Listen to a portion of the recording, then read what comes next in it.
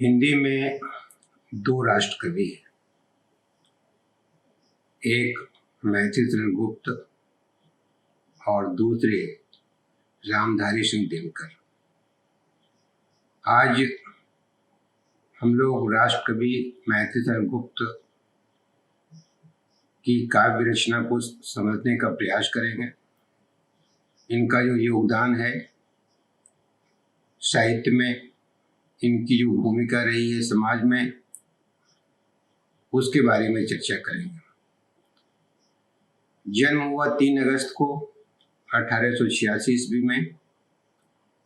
चिरगांव एक बस्ती है झांसी में, उत्तर प्रदेश राज्य में पड़ता है यह। मृत्यु हुई 12 दिसंबर 1964 ईस्वी को। आप काल देख लें, जन्म हुआ ब्रिटिश काल में और मृत्यु हुई जब देश को आज़ादी मिल गई थी, कई वर्ष बीत गए थे। तो इनकी जो काव्य संवेदना है ये ब्रिटिश राज की संवेदना भी है और जो आज़ाद देश है उसकी संवेदना भी है। पिता सेठ रामचरण कनकने हैं और माता का नाम काशीबाई था। पढ़ाई लिखाई गांव में शुरू हुई, चिरगांव में मिडिल तक की शिक्षा प्राप्त की। परिवार वैष्णव परिवार था, धार्मिक परिवार था और लालन पालन ऐसे धार्मिक परिवार से शुरू हुआ। जब बड़े हुए तो साहित्य में इनको दद्दा के नाम से पुकारा गया। महावीर प्रसाद द्विवेदी की प्रेरणा रही कि खड़ी बोली को उन्होंने काव्य का माध्यम बनाया और सबसे बड़ी बात है कि खड़ी बोली को कविता में प्रचारित प्रसारित करने और उसे लोकप्रिय बनाने में मैथिली शरण गुप्त की अभूतपूर्व भूमिका रही। आप जानते हैं कि काव्य की भाषा परिभाषा हुआ करती थी और खड़ी बोली में काव्य भाषा हो, इसके लिए मैथिली शरण गुप्त का योगदान बहुमूल्य है। साधारण बोलचाल की खड़ी बोली उनकी जो खासियत थी, हिंदी के जातीय मात्रिक छंद, गृहस्थ जीवन में प्रचलित पौराणिक आख्यान और कुल मिलाकर साधारणता में विनम्र आत्मविश्वास, सहज सरल व्यक्ति। गांव की जो परंपरा होती है सरलता की, कूट कूट के भरी हुई थी। महात्मा गांधी ने राष्ट्र कवि की पदवी उन्हें दी। 1954 ईस्वी में भारत सरकार ने पद्म भूषण का खिताब दिया। इन्हें अकादमी पुरस्कार मिला साकेत नामक काव्य ग्रंथ पर। 1952 से 1964 तक राज्यसभा के सदस्य भी रहे और आगरा एवं काशी विश्वविद्यालय से मानद डिलीट की उपाधि भी इन्हें मिली। जो कृतियां हैं वो काफ़ी हैं, 40 तो मौलिक किताबें ही हैं, 6 अनुवादित हैं। इनकी जो पहली कविता छपी वो 1905 में हेमंत नाम से सरस्वती पत्रिका में। आप जानते हैं 1905 में बंगाल का विभाजन हुआ था, ऐतिहासिक समय था हुआ और उस समय उन्होंने कविता लिखना प्रारंभ किया 1905 से। आरंभिक जो रचनाएं हैं वे वैश्यो आरक एक पत्रिका हुआ करती थी, कलकत्ता से प्रकाशित होती थी, वहाँ से उन्होंने लिखना प्रारंभ किया। और जब महावीर प्रसाद द्विवेदी से परिचय हो गया तो सरस्वती पत्रिका में लगातार भी लिखने लगे। जो पुस्तक है, प्रथम पुस्तक का नाम है रंग में भंग। याद रखना चाहिए क्योंकि वस्तुनिष्ठ प्रश्न नेट में पूछे जाते हैं तो रंग में भंग 1910 में, भारत भारती 1912 में, किसान 1917 में। यह जो समय था, यह समय था द्विवेदी युग का, महावीर प्रसाद द्विवेदी का। क्योंकि 17 के बाद छायावाद प्रारंभ हो जाता है। उस दौर में भी कवि सक्रिय रहे, लेकिन इनकी जो काव्य चेतना है वही द्विवेदी युगीन काव्य चेतना है। शकुंतला 1923 में, और इसमें पंत, प्रसाद और निराला आ चुके थे।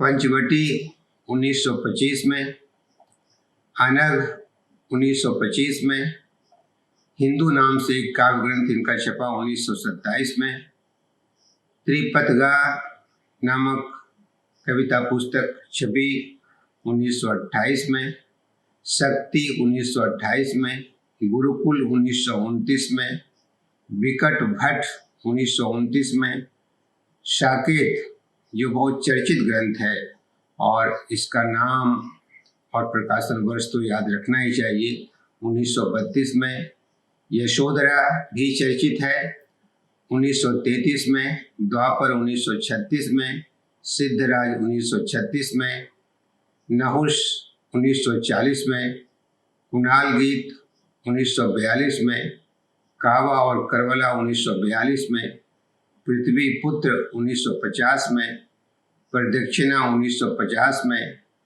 जय भारत 1952 में, विष्णुप्रिया 1957 में। इसमें जो बहुत प्रमुख किताबें हैं जिसे याद रखने की जरूरत है, एक तो भारत भारती है। भारत भारती, इससे ही मैथिली शरण गुप्त जाने जाते हैं। इनकी जो लोकप्रियता है और इनका जो काव्य योगदान के बारे में जो विवेचन विश्लेषण हुआ और इनकी महत्ता का स्थापन हुआ, वह भारत भारती से है। 1912 में जो किताब आई है, साकेत, यशोधरा, ये किताबें याद रखने के लिए हैं। विषय वस्तु की दृष्टि से आप देखें तो इनको 5 उपवर्गों में बांटा जा सकता है।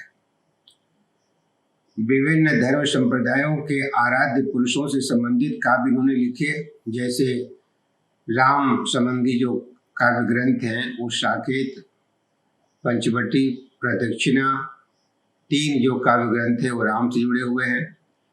कृष्ण संबंधी जो काव्य है वो द्वापर है।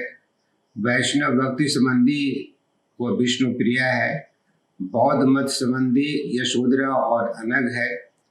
सिख गुरुकुल नामक काव्य ग्रंथ है। शाक्त शक्ति नामक काव्य ग्रंथ है। इस्लाम कावा और करबला नाम से जो काव्य पुस्तक छपी है उसमें इस्लाम से संबंधित चीजें हैं। मैथिली शरण गुप्त राम भक्त थे और उन्होंने माना है, निसंकोच स्वीकार किया है कि वे राम के भक्त हैं। कहते भी हैं, निज मर्यादा पुरुषोत्तम ही मानव का आदर्श, नहीं और कोई कर पाता मेरा हृदय स्पर्श। कवि का हृदय राम में बसा हुआ है और राम इनके आराध्य हैं। राम का जो आदर्श है वही मानव का आदर्श मानते हैं। राम के अवतार का उद्देश्य धरती को स्वर्ग बनाना है। कहते हैं, संदेश यहाँ मैं नहीं स्वर्ग का लाया, इस भूतल को ही स्वर्ग बनाने आया। राम का जो आदर्श है वो आदर्श ये है कि ऐसा नहीं है कि स्वर्ग कोई है और उसका संदेश लेकर मैं आया हूँ। मेरा जो काम है वो ये जो भूतल है, जो धरती है, इस धरती को ही स्वर्ग बनाना है। राम के उपासक होने का मतलब ये नहीं है कि वो सांप्रदायिक थी। जैसे महात्मा गांधी भी राम को पसंद करते हैं, इसका मतलब ये नहीं है कि वो संप्रदाय में विश्वास रखते हैं। वैसे ही मैथिली शरण गुप्त हैं। कहते हैं वे कि जाति धर्म या संप्रदाय का नहीं भेद वैधान यहाँ, राम रहीम बुद्ध ईसा का सुलभ एक सा ध्यान यहाँ।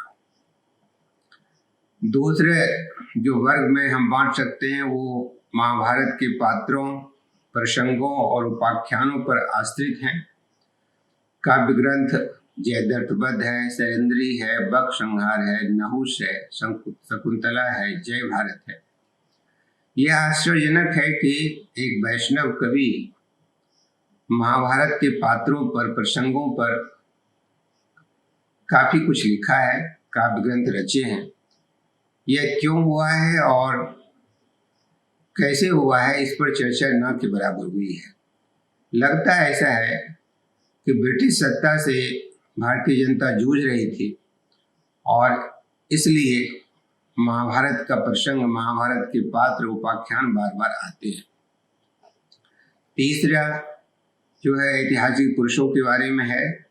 रंग में भंग, सिद्धराज, पत्रावली, विकट भट्ट, और इसमें जो ऐतिहासिक पात्र हैं वे आदर्शों पर मर मिटने वाले लोग हैं। आज़ादी मिली नहीं थी, ब्रिटिश से संघर्ष चल रहा था और उस समय चाहिए था भरोसा और विश्वास कि कैसे ब्रिटिश को हराया जाएगा।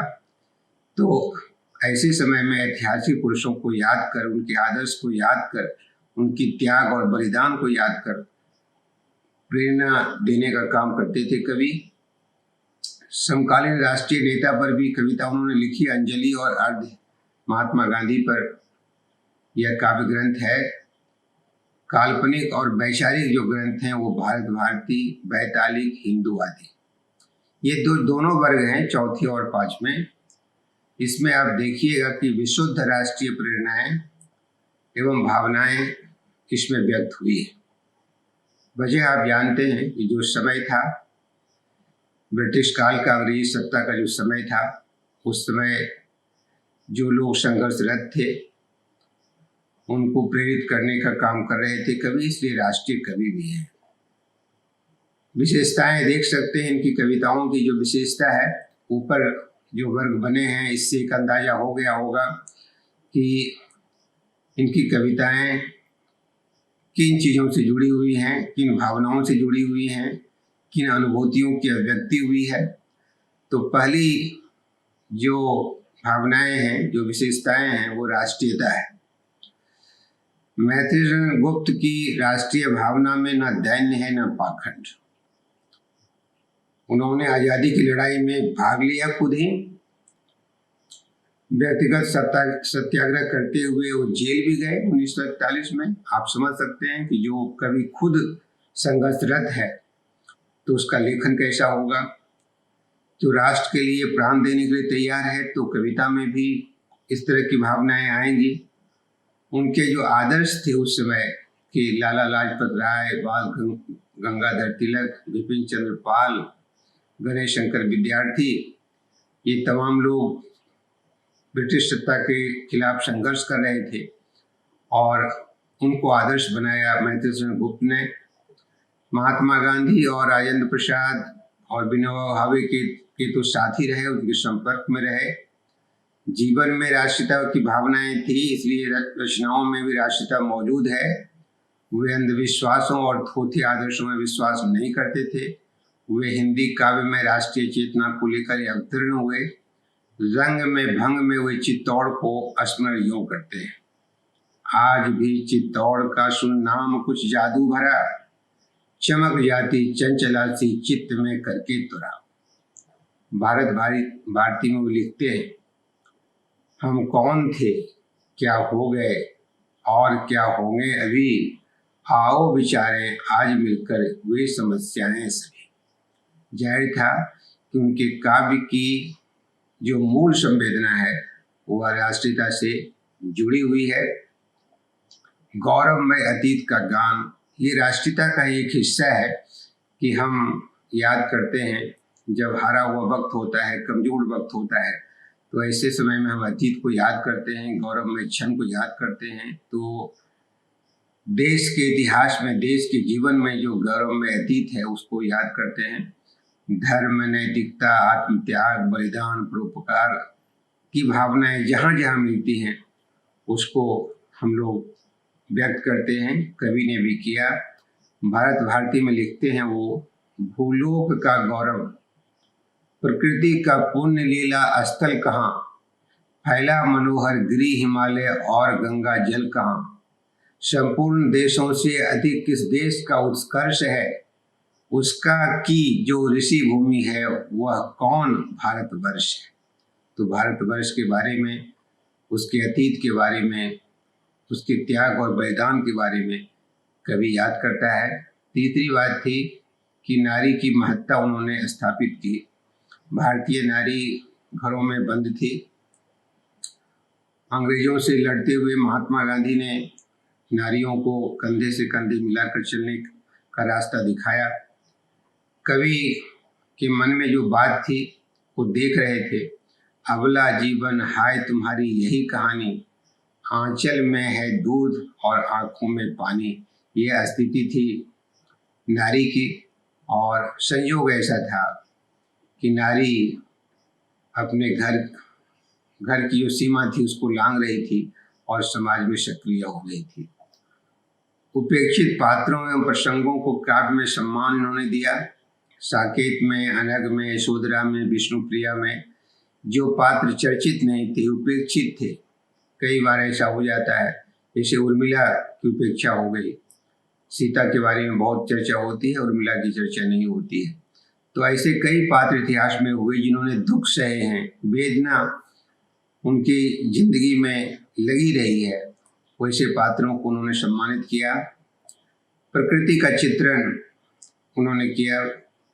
चारु चंद्र की चंचल किरणें खेल रही हैं जलथल में, स्वच्छ चांदनी छिटक रही है अग्नि और अंबर तल में। तो प्रकृति संबंधी चित्र भी उनके काव्य में मौजूद है। आचार्य शुक्ल कहते हैं, मनुष्यता के सौंदर्यपूर्ण और माधुर्यपूर्ण पक्ष को दिखाकर इन कृष्णोपासक वैष्णव कवियों ने जीवन के प्रति अनुराग जगाया है, या कम से कम जीने की चाह बनी रहती थी। राम स्वरूप चतुर्वेदी कहते हैं कि मध्यकालीन भक्ति भावना तथा आधुनिक राष्ट्रीयता का विलक्षण संगम उनके कृतित्व में हुआ है। ब्रजभाषा जैसे भक्ति और श्रृंगार से एकाकार हो गई, वैसे ही एक झटके के साथ खड़ी बोली काव्य ने अपने को देश प्रेम, देश वत्सलता और देशभक्ति के साथ जुड़ गया। वह जुड़ गई खड़ी बोली। तो आप देख रहे हैं कि मैथिली शरण गुप्त की जो मूल भावना है वो राष्ट्रीय भावना है। जितना भी उनका काम हुआ है वह इसी के तहत हुआ है। उनकी जीवन दृष्टि में राष्ट्र था, उनकी सरलता थी, उनकी अपनी समझ थी, और उन्होंने साहित्य को भी समृद्ध किया, राजनीति को भी समृद्ध किया, समाज को भी समृद्ध किया।